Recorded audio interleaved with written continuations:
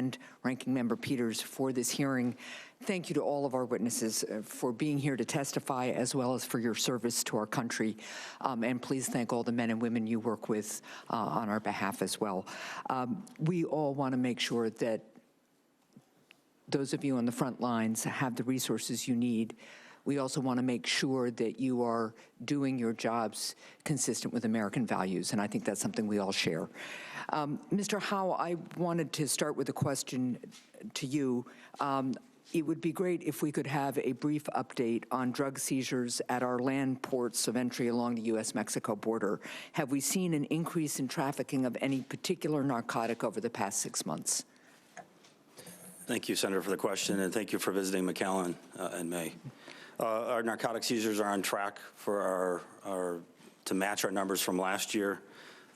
Year to date, we've seized more than 39,000 pounds of methamphetamine, which is tracking a little bit higher than normal. 38,000 pounds of cocaine, 3,200 pounds of heroin, and nearly 2,000 pounds of fentanyl. And thank you. In particular, have fentanyl seizures increased or decreased over the past 6 months? And what does that tell you about the drug cartel's plans for the trade of fentanyl? I think we're seeing less through our mail facilities, and it's trending up slightly on the southern border with the fentanyl. Right. And of course, while the size of the seizures of fentanyl that you just recounted sounds smaller than the other drugs, 2,000 pounds of fentanyl is an awful lot of fentanyl, given its lethality. Absolutely. Mr. Hastings, how do Border Patrol's drug seizure numbers compare with CBP's seizures at ports of entry? Thank you for the question. So we have noticed the hard narcotics generally trending up, and by what I mean specifically, cocaine seizures are up, methamphetamine seizures are up, and heroin seizures are up. Cocaine, about 97,000 pounds cocaine seized so far this fiscal year between the ports of entry. About 9,800 pounds of methamphetamine seized between the ports of entry. Heroin, 448 pounds of heroin seized so far between the ports of entry. Marijuana is slightly down at about 200,000 pounds. And fentanyl, although down a little bit at 149 pounds, still obviously very highly concerning. Well, thank you for the information. Mr. Hastings, I want to turn to another topic. I understand very clearly from my visits to the border, the one I just did with Senators Johnson and Peter and the one I did last year, that we are facing a humanitarian and security crisis along the southwestern border. And I agree with you that we need comprehensive immigration reform in order to help relieve some of the flow of migrants into the United States. However, there is absolutely no excuse for the reported conditions at Border Patrol facilities that house child migrants.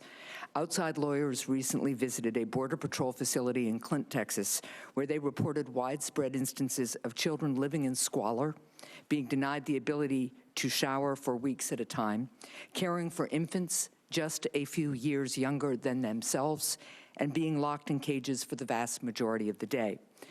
Similar reports of gross mismanagement and horrible conditions have come to light at the Border Patrol facilities at McAllen and El Paso, as well as a private facility in Homestead, Florida. I truly understand how overwhelmed Border Patrol is. I think you've done a very good job of highlighting it in your testimony. I certainly saw a great deal of it when I was down at the border just last month. I also understand that CBP needs funding to address this crisis. Hopefully, we will be able to take action here in the Senate on an emergency aid package in the coming days. However, when dealing with children, your first and foremost priority is to ensure that the children in the federal government's custody are treated with the same kind of care, dignity, and support that we would want and expect for any child. To that end, Mr. Hastings, I would like a very clear answer on these questions. First, does CBP have an obligation to provide toothpaste and soap to children in your custody, yes or no? We're providing that in El Paso, in Clint Station. The news reports say otherwise, but you now say you do have an obligation to do that. We have been at the Clint station, and generally all of our stations across the southwest border are provided with a variety of hygiene products. And even though our facilities were not constructed for the demographic I we're seeing understand that, today, and my time is limited, so I'm going to cut. I do understand that you are dealing with difficult facilities. I do understand that there is a backup with HHS, which I think HHS could do more to solve.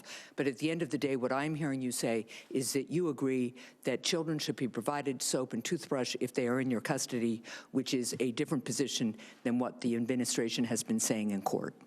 we are providing those things now. We have been and we will continue to. Do you have an obligation to feed, clothe, and clean the children in your custody? We provide 3 meals, hot meals a day, and snacks are unlimited to those in our You do understand that that is in direct contradiction with the news reports that we have been reading and from what lawyers who have been visiting these children and interviewing them are telling us. And I would ask that you understand that those are the plaintiff's attorneys who have a case against the government. And you should understand that I'm a member of the Bar of Massachusetts and New Hampshire, and I hold attorneys to very high standards, and I doubt very strongly that any attorney would be fabricating this information. Understand, ma'am? What steps is the Border Patrol taking right now to ensure that the mismanagement of child migrants in Clint, Texas is not occurring at every other Border Patrol facility along the southern border? So all of the allegations that you've mentioned above that were made have all been reported to the Office of the Inspector General and will be thoroughly investigated. They've also been reported to the Office of Professional Responsibility within CBP. They will be thoroughly investigated.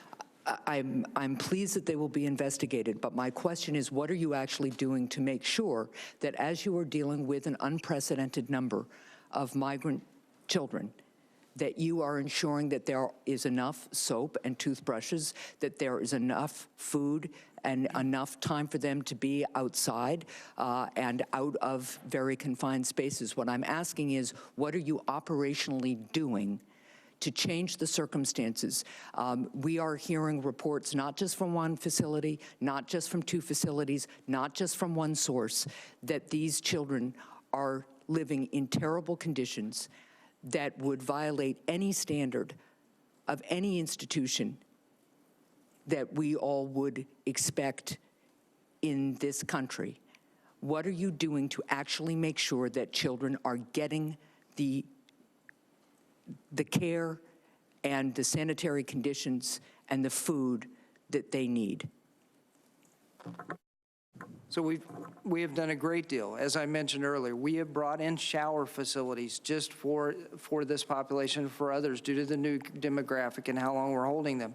We've increased our medical contract across the southwest border for medical assessments and medical care. We've increased, as I mentioned in my oral statement, the amount of operational funding that we're spending on consumables, diapers, food, formula, all of those things. If you walk into many of our locations on the southwest border, including Clint, you will see an area, a storeroom that frankly looks like Costco with these supplies that are available.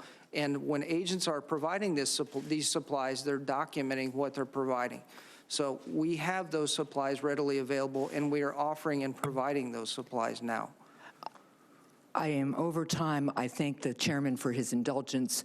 There is a huge disconnect between your testimony and between what we are getting as reports from the facilities. I hope very much that we can just focus on making sure the children are clean, well cared for, safe, and released as quickly as possible. Thank you.